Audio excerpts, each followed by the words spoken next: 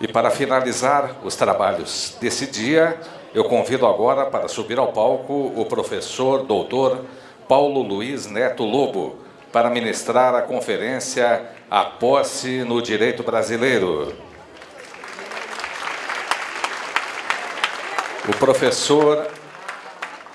professor doutor Paulo Luiz Neto Lobo é doutor em Direito pela Universidade de São Paulo, mestre em Direito pela Universidade Federal de Pernambuco, professor emérito da Universidade Federal de Alagoas, é professor do Programa de Pós-Graduação em Direito da Universidade Federal de Pernambuco, ministro conselheiro do Conselho Nacional de Justiça e vice-presidente do Instituto Brasileiro de Direito Civil.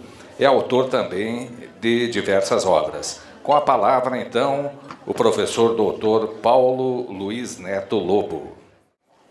Boa noite. Aliás, ainda é boa tarde. Boa tarde.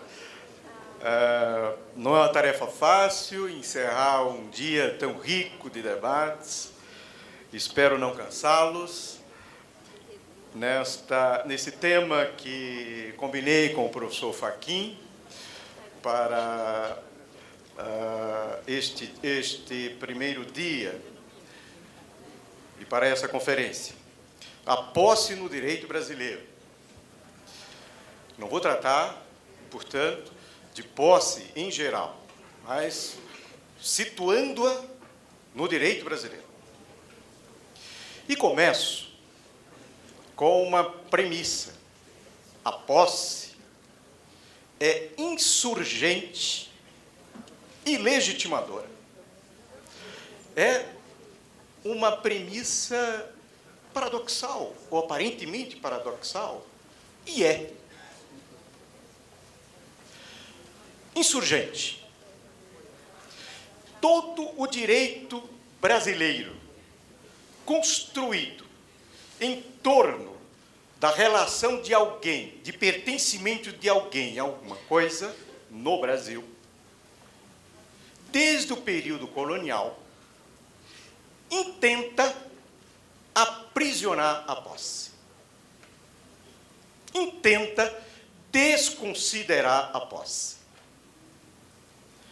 As capitanias hereditárias recebiam concessão do rei, mas aquele espaço territorial delas, ali, não havia espaço para o reconhecimento da posse. Elas são substituídas, durante séculos, pelo sistema de sesmarias.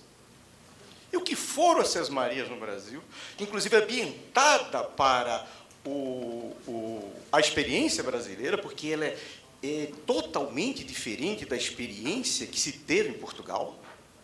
As sesmarias foi a outorga de titulação jurídica para poucos e impedimento de apropriação para os outros.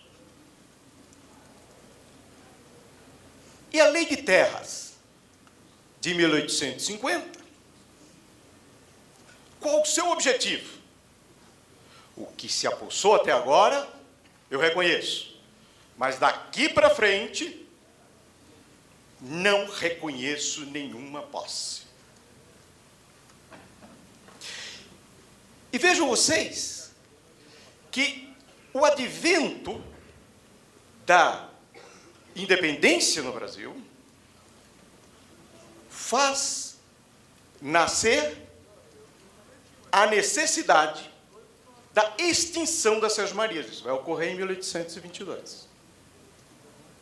No período da proclamação, um pouquinho antes da proclamação da República, a decisão de extinção, aliás, proclamação da República não, proclamação da Independência, de extinção das sesmarias, até a Lei de Terras, pareceu haver um vácuo e brotou com força o surgimento da posse como modelo constante. De lá para cá, o que nós vamos assistindo, inclusive com o Código Civil de 16, E o Código Civil de 2002 é sempre um aparente reconhecimento da posse, mas sempre aprisionando-a à propriedade, fazendo-a sombra da propriedade. E quando eu disse que ela é insurgente, por quê? Um fato que brota das relações da vida. Esse fato é insuscetível de aprisionamento. Todas essas tentativas legais de estabelecer por titulação jurídica quem poderia se apropriar das coisas para delas ser senhores, e quem ficaria, portanto, sujeitos a este senhorio, segundo o modelo do senhorio absolutista, este modelo terminou por ser desafiado pela constante insurgência da posse. Veja que as repetidas legislações de reconhecimento da posse como situação de fato e dando-lhe e atribuindo-lhe consequências jurídicas, no fundo, era o reconhecimento da força dessa insurgência. E eu fiz referência, como paradoxo, à legitimação, ou à força legitimadora dela, da posse. Por quê? Ao mesmo tempo que ela se insurgia, ao mesmo tempo que a legislação desconsiderava a posse, como essa força humana inapreensível, praticamente pelo direito, a posse, ela ao mesmo tempo serviu de legitimação para a titulação jurídica. E eu poderia resumir, em grande medida, essa legitimação em um instituto da nossa frequência na vida profissional e da aplicação do direito, que é o uso capião. Veja, pela uso capião, a posse confronta-se com a propriedade de alguém, um título jurídico de alguém, e, cumprido o prazo determinado em lei e eventuais outros requisitos, mas, acima de tudo, o prazo de uma posse contínua, ela faz extinguir o título jurídico da propriedade. E com relação à propriedade, o maior impacto sofrido pela história da posse no nosso direito é a absorção do modelo moderno de propriedade. Modelo este que não havia exemplo no passado. Modelo do senhorio sobre a coisa, absoluto, exclusivo e, acima de tudo, abstrato. Porque, pela abstração, você se descola da realidade e cria, idealmente, uma figura ao qual lhe dá muito mais importância do que o fato real, o fato da vida. A propriedade moderna é uma idealização.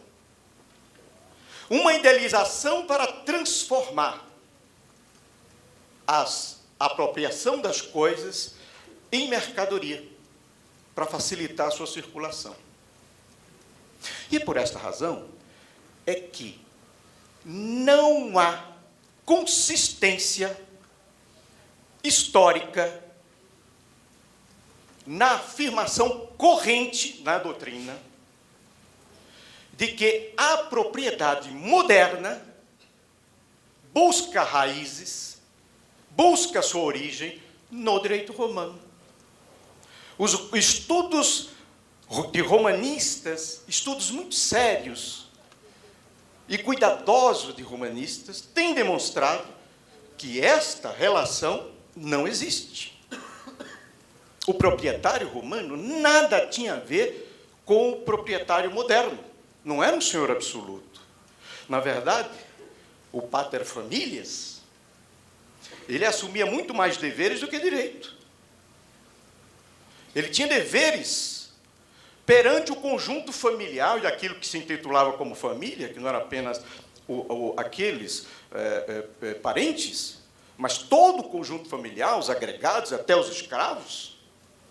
Ele tinha responsabilidade por este conjunto, para a preservação daquela unidade econômica, daquela unidade religiosa, daquela unidade, enfim, familiar. Ele tinha deveres para todos os outros. Apenas há uma referência que se pode encontrar na antiquíssima propriedade quiritária, no início de Roma, que foi uma concessão a determinadas famílias que se mantiveram. Mas quando você analisa, das famílias fundadoras, mas quando você analisa o direito clássico romano, você verifica que essa propriedade não era a propriedade que se entendia e o que se adotava pelos romanos na própria Península Itálica, e em relação aos estrangeiros e em todas as outras províncias fora da Península Itálica. Portanto, a busca dessa legitimidade é uma legitimação estratégica da classe triunfante da modernidade, mas sem fundamento histórico algum. Esse ponto é importante para demonstrar que a propriedade não pode ser, e nem é no direito brasileiro, o paradigma, o modelo ao qual se restringe e, portanto, deveria estar contida a posse.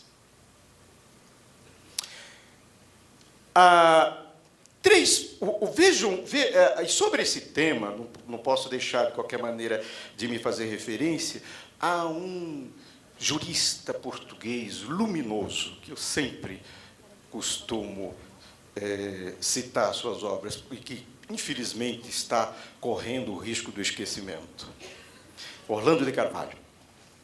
Graças a Deus, as suas obras foram reeditadas agora, em 2012, inclusive o Direito das Coisas dele. Orlando de Carvalho tem uma pequena frase que bem demonstra esse perfil insurgente da posse. Diz ele: a posse é uma contínua força de subversão e de contestação do direito real. 3 problemas a posse provoca no direito, independentemente de sua natureza. O primeiro problema é a da proteção possessória. O segundo problema é a posse como trânsito para a aquisição ou trânsito para a nova propriedade. Terceiro problema, que eu vou dedicar uma referência logo adiante, é a posse autônoma, que encerra-se em si mesma e que é insuscetível de conversão em propriedade. Vejam vocês, lembremos o teor da norma legal brasileira que introduz o tratamento da posse. o artigo 1196 do Código Civil de 2002. Diz ele: considera-se, atentem bem para o enunciado da norma, considera-se possuidor, ele não conceitua a posse, conceitua o titular da posse. Considera-se possuidor todo aquele que, e aí vem o ponto que interessa, todo aquele que tem de fato o exercício. Tem de fato o exercício. Pleno ou não, e aí vem a segunda referência do enunciado importante, de algum dos poderes inerentes à propriedade. Sinteticamente, para não irmos adiante, apesar e historicamente se consolidou, o de usar, fruir e dispor da coisa. Mas por que a posse é protegida pelo direito? Se não é efeito necessário de fato jurídico. As respostas dependem das concepções de posse que adotemos. Para alguns, é o aproveitamento econômico efetivo da coisa.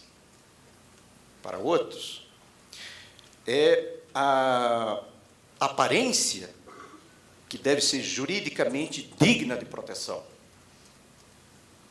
Para outros, o acesso fundado no trabalho ou na utilidade da coisa. Hierg tinha uma razão, enunciava uma razão negativa. Essas que eu acabei de me referir são positivas. Hierg negativa. Dizia ele, na sua obra famosa, a Teoria da Posse, por que a lei veda sua violação? Então, a razão de ser é essa, para Hierg. Porque a lei veda sua violação. Violação da posse. Daí a necessidade de proteção pelo direito.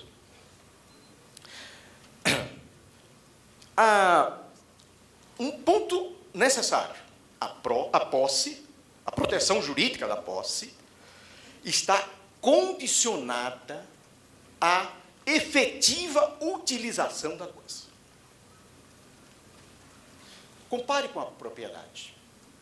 A propriedade é protegida sem comprovação de sua efetiva utilização, de utilização real da coisa. Para demonstrar como a propriedade se deslocou e se abstraiu nesse processo de abstração constante da realidade e se radicou no mundo ideal. Também protege-se a posse, independentemente desses fatores mais conhecidos, para a proteção de outros valores, como o acesso à moradia, que está na Constituição, que é uma norma fantástica da Constituição de 88, ou um outro exemplo, de uma legislação infraconstitucional, da família abandonada, que é o da Lei 12.424, de 2011. Afinal, qual o modelo legal brasileiro da posse? Retomando o artigo 1186, lembremos que a referência é exercício de fato, mais poder inerente à propriedade, que, na verdade, é o poder equivalente à propriedade. Vejam bem que a norma brasileira não exige intenção nem exercício de comportamento equivalente ao de proprietário. Nenhum, nem outro. Veja que é exercício de fato de poderes inerentes, mas não é nenhuma referência à intenção.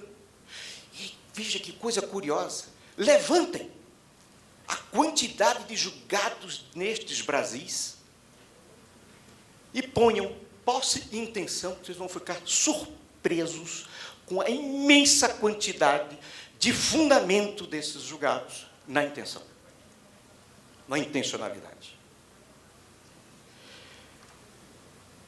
E, portanto, a querela tradicional que veio do século XIX, como muito bem clareou na doutrina brasileira Pontes de Miranda, essa querela passa à margem, sempre passou à margem desde o Código Civil de 16. Não é novidade do Código de 2002. Portanto, no direito brasileiro, a posse nem Savigny, nem Eric. A nossa concepção de posse, que o legislador terminou por editar, intuitivamente ou não, por uma razão ou outra, é completamente diferente dessa discussão histórica, desses fundamentos históricos. Também o Código Civil, e o de 2002, rejeitou o confinamento da posse à propriedade. Nunca o direito brasileiro fez da posse sombra da propriedade. E não sei se os senhores notaram que o Código Civil de 2002 foi mais longe ainda. Suprimiu a exceção da propriedade. Ele suprimiu a exceptio proprietatis, que o Código de 16 estabelecia, o que gerava inúmeras dúvidas. Quando eu atuei na minha vida profissional como advogado nessa área, e quando comecei, eu ficava impressionado, porque a confusão que esse dispositivo gerava nos advogados de maneira geral, porque o que logo que vinha, primeira coisa que vinha, a parte adversa, quando se discutia numa ação que envolvia proteção possessória, era o título de propriedade, o título de domínio.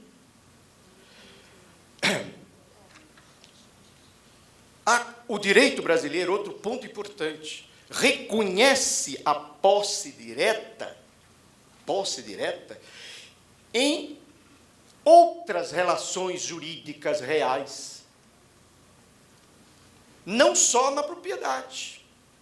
Portanto, o modelo de propriedade começou, ele sempre foi esvaziado, na medida que se reconhece, por exemplo, que o usufrutuário exerce posse direta sobre a coisa, o comodatário, na relação negocial, para além das relações jurídicas reais, as relações jurídicas negociais igualmente, exerce posse direta sobre a coisa, não é detentor e nem exerce a posse em nome do proprietário ou do possuidor indireto. A sua posse é própria. Aliás, precisamos analisar cuidadosamente essa outra expressão, a meu modo de ver, mal cuidada, posse própria. O possuidor direto exerce posse própria dele. A posse de comodatário, a posse de usufrutuário é posse própria dele. Não é posse imprópria, como se, infelizmente, ainda hoje se afirma. A teoria contemporânea do direito civil brasileiro muito deve essa distinção corrente no Brasil entre posse direta e posse indireta. Ambas são posses protegidas, ambas. Vejam, os senhores, que o artigo 1196, referido, dele brota a proteção do exercício fático de poderes. Não é exercício jurídico de poderes. É a proteção de exercícios fáticos de poderes. sem dependência a qualquer direito. A qualquer direito. No direito brasileiro, o que bem demonstra a autonomia da posse, no direito brasileiro, como sabemos, a posse da herança se dá até por desconhecimento do possuidor, de quem adquiriu a posse. Ele nem sabe que a pessoa faleceu e que ele herdou, pode saber depois, naquele interregno do conhecimento e da abertura da sucessão, ele já é possuidor. É o triunfo da sesine plena no Brasil. Outro instituto só nosso. E completamente diferente da sesine germânica, dos povos germânicos, inclusive da sesine francesa. Até o Código Português impõe, para a aquisição da posse da herança, a aceitação. O Brasil dispensou a aceitação. E estabelece que a posse ou a propriedade, quando for o caso, porque pode ser apenas posse, se transfere, se adquire pela simples sucessão hereditária, pela abertura da sucessão. A posse, outro ponto importante também. Sim, agora, hão de me perguntar, bom, mas onde entra, afinal, além da proteção possessória, onde entra o direito? Eu agora tomo posição clara. Para mim, que é outra querela, a posse, justamente como o fato da vida, protegido, insuscetível de apreensão pelo direito, é um poder de fato sobre a coisa. Não é um poder jurídico, porque senão se confundiria com um direito real. Na literatura, que posso já considerar como clássica no Brasil, sobre esse assunto, além de Pontes de Miranda, um autor que ficou também, que é importante ser relembrado, Tito Fugêncio, e outro também muito importante nos direitos reais, que foi o professor Tepedino, Herbert Chamon. Esses grandes autores sustentaram com clareza e com profundidade esta natureza própria da posse. Mas como ela provoca a incidência da norma jurídica, como ela ingressa, ela sai do mundo dos fatos e penetra no mundo do direito. Como? E aí sim, ela converte-se de fato, do mundo dos fatos, em fato jurídico, recebendo incidência de norma jurídica. Quando ela, posse, como situação de fato que é, merecedora da proteção possessória, é violada por terceiro. É quando... Esse é um dos fatores de sua juridicização. Outro importante, portanto, de violação ou oposição de outrem, outro é quando a própria posse viola direito de terceiro, de outrem. Outra, e aí também ingressa no mundo do direito, agora para receber o repúdio do direito, quando viola o direito de outrem. O outro é quando é objeto de algum negócio jurídico, bilateral ou unilateral. O contrato, que a posse também se aliena, ou o negócio jurídico unilateral, testamento. Alguém deixa em testamento a posse que ele detém sobre coisas, sobre alguma coisa, imóvel ou móvel.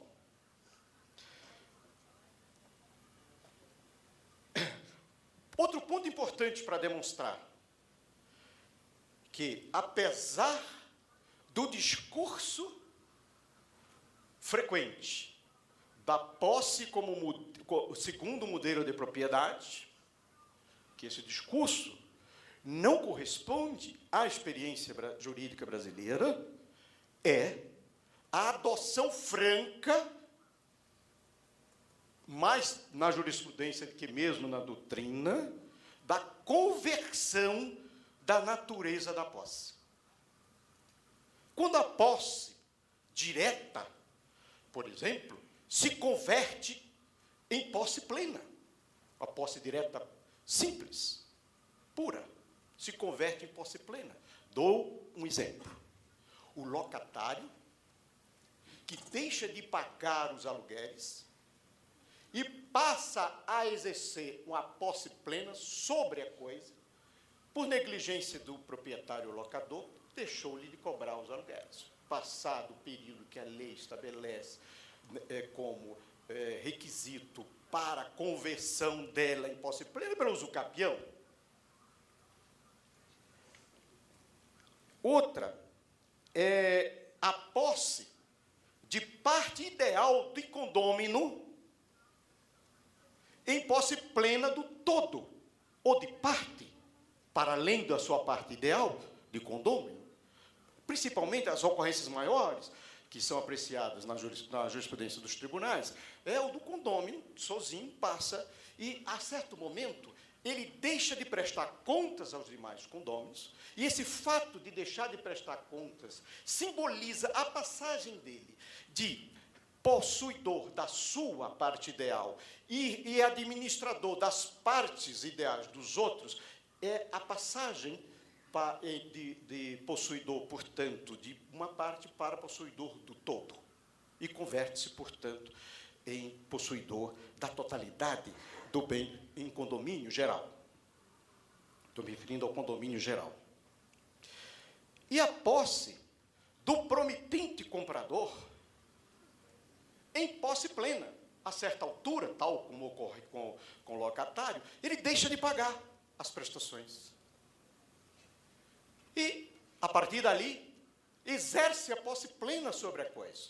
Então, o seu direito à aquisição, que era apropriado como direito limitado, que é o direito do promitente comprador, ele abandona e, por ato fático, isso é que é importante demonstrar, o fato de exercer faticamente a posse plena, passado o tempo, ele adquire a propriedade plena. E, portanto, a posse plena da coisa. E Ehring, mais uma vez, hoje eu escolhi ele justamente para o diálogo contrário. Com todo respeito à obra importante de Ehring no que respeita à posse.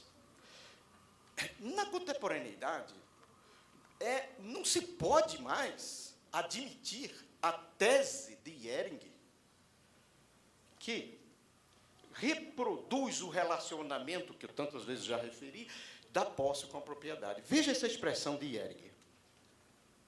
A posse, diz ele, a posse é a porta que leva à propriedade. Esta função ancilar da posse está radicada no individualismo oitocentista. Essa função, portanto, ancilar da posse. Não faz o menor sentido trazer esse discurso, reviver esse discurso, quando você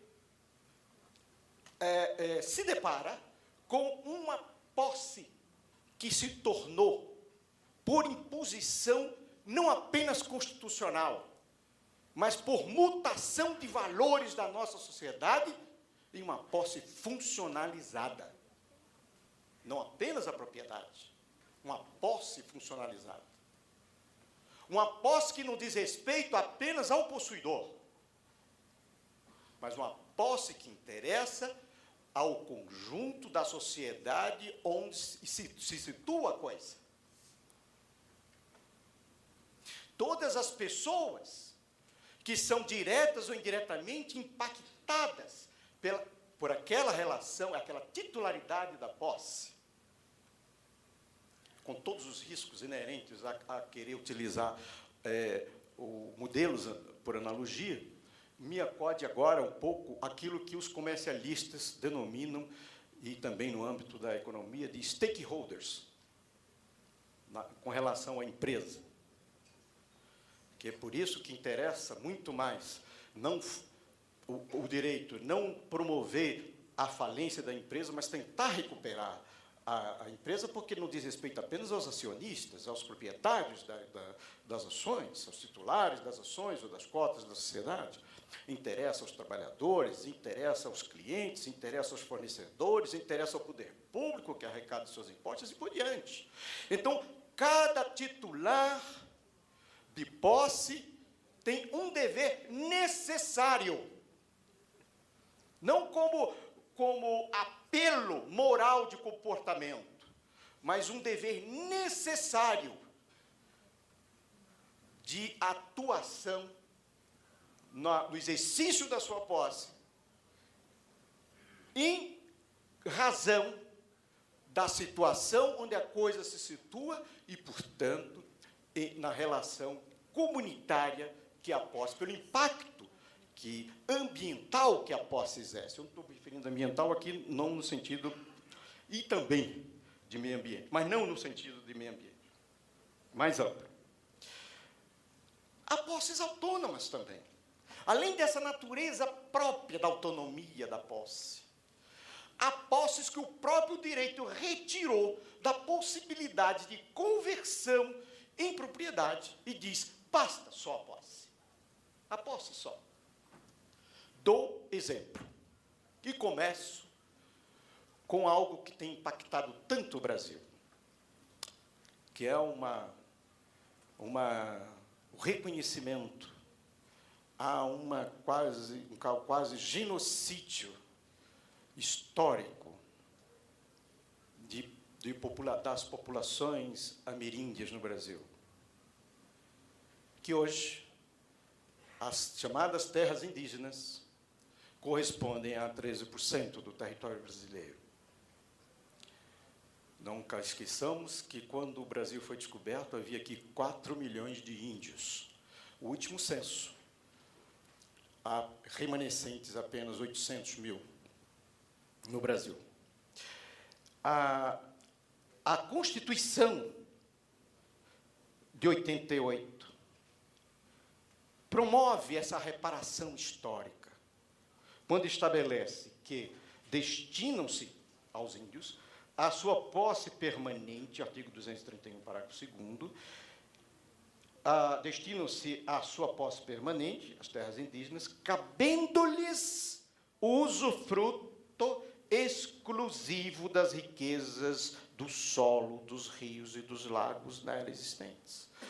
Então, a Constituição criou um desmembramento do pertencimento das terras indígenas, estabelecendo uma espécie de nua propriedade para a União e o usufruto vitalício coletivo, portanto, é um usufruto étnico, em relação à etnia, e etnia nada tem a ver com raça, lembremos disso. Etnia ata-se à cultura. E esse uso capião étnico, aliás, esse usufruto étnico, portanto, é coletivo. Não pode ser objeto de apropriação individual por parte dos índios. E será permanentemente uma posse comunitária. Posse que não pode se converter em propriedade, portanto, que se exaure em si mesmo. Dou outro exemplo, agora no direito infraconstitucional. O da Lei 11.977, de 2009. cujo artigo 58 é o que mais interessa. Essa lei tratou do programa e regulamenta o programa Minha Casa Minha Vida. E estabelece a legitimação, esse é o termo, essa é a expressão utilizada pela lei, a legitimação da posse de moradores de áreas ocupadas, objeto da demarcação urbanística. Veja, a lei confere ao possuidor uma legitimação jurídica da sua posse. Não lhe diz que aquela terra que foi ocupada lhe pertence como titular de propriedade. E mais, a lei autoriza o poder público, independentemente da terra ser particular ou pública, autoriza o poder público a registrar o que ela chamou de demarcação urbanística, e, portanto, esse é o registro público da demarcação urbanística e o reconhecimento pelo registro público da legitimação da posse. Apenas ultrapassados 5 anos, em razão do que a Constituição estabelece para o campeão especial, é que a lei vai permitir a conversão dessa posse legitimada em propriedade, por força do usucapião. Mas a legitimação da posse por si só é algo realmente muito interessante, uma inovação muito interessante do direito brasileiro, é o reconhecimento de que há situações em que pode-se dizer direito de posse. Nesses 2 exemplos que eu citei, isso é muito nítido. Outro exemplo, agora vindo da jurisprudência, é o reconhecimento da autonomia da posse do promitente comprador, cujo negócio jurídico de promessa de compra e venda não foi levado a registro e, consequentemente, por não ter sido levado ao registro público, não lhe foi otorgada a eficácia real. Não lhe foi reconhecida agora, após o Código de 2002, como direito real. E a súmula 84 do Superior Tribunal de Justiça estabeleceu que é admissível a oposição de embargos de terceiro fundados em alegação de posse advinda de compromisso de compra e venda de imóvel, ainda que desprovido de registro. Então, portanto, a posse, essa proteção possessória, ela está inteiramente desvinculada do direito real de aquisição, em virtude do reconhecimento dos nossos tribunais, concentrado nessa súmula, porque não foi a súmula que criou, mas isso já vinha em processo de cada vez maior de adensamento nos tribunais brasileiros. E agora interessante é que o Código Civil se refere, em vários momentos, à direita posse, mas é confundindo o Código, o jus possessionis, que tem o titular do direito real. Então, o titular do direito real, o proprietário, o direito real de usufruto, salvo aqueles em que a posse não integra o direito real, mais um exemplo da desnecessidade da relação e da vinculação da posse com o direito real, que é o caso, por exemplo, da hipoteca. Não é?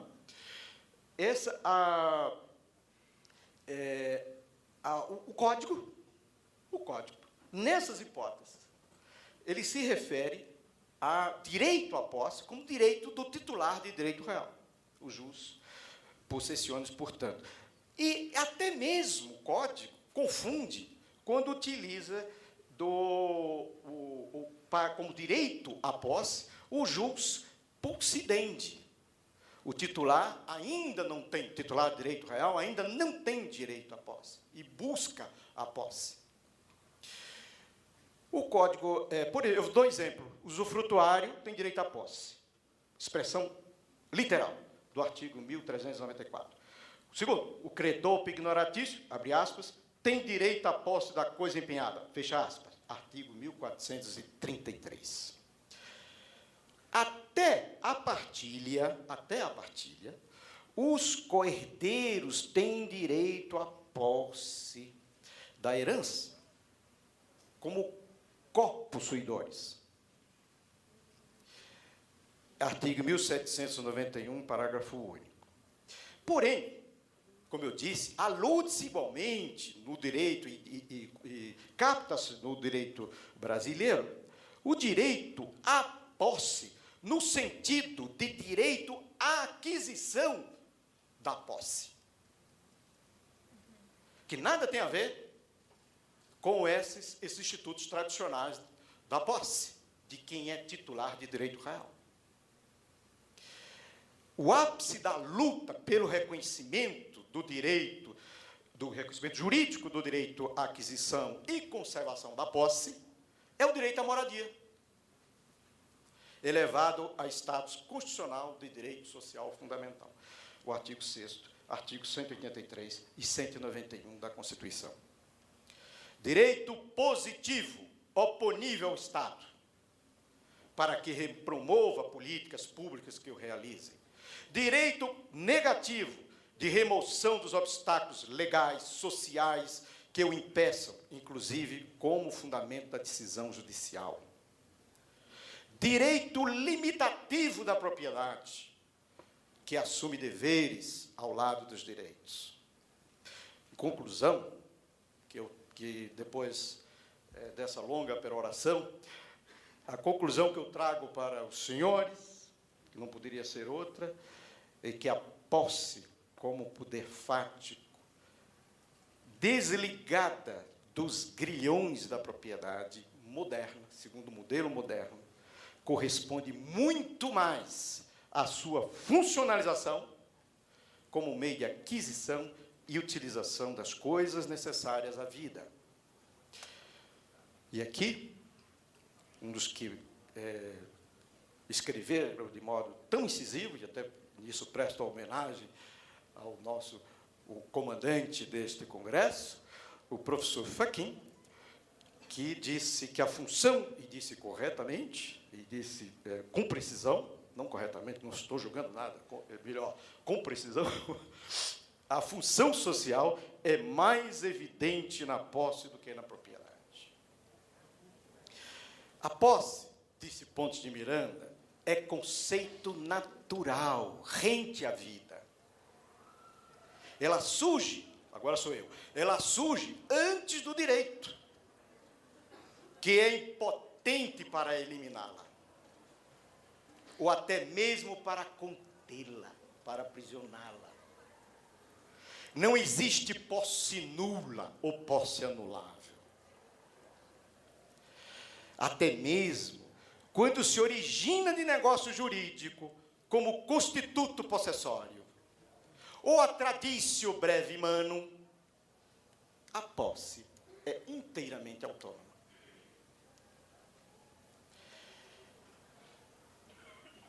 Paradoxalmente, as concepções contemporâneas da propriedade, mercê das restrições e limitações que sofreu a propriedade, reduzindo seu impacto de poder jurídico e abstrato, fizeram emergir toda a força emancipadora da concepção de posse como poder de fato, como instrumento mais democrático de acesso das pessoas às coisas,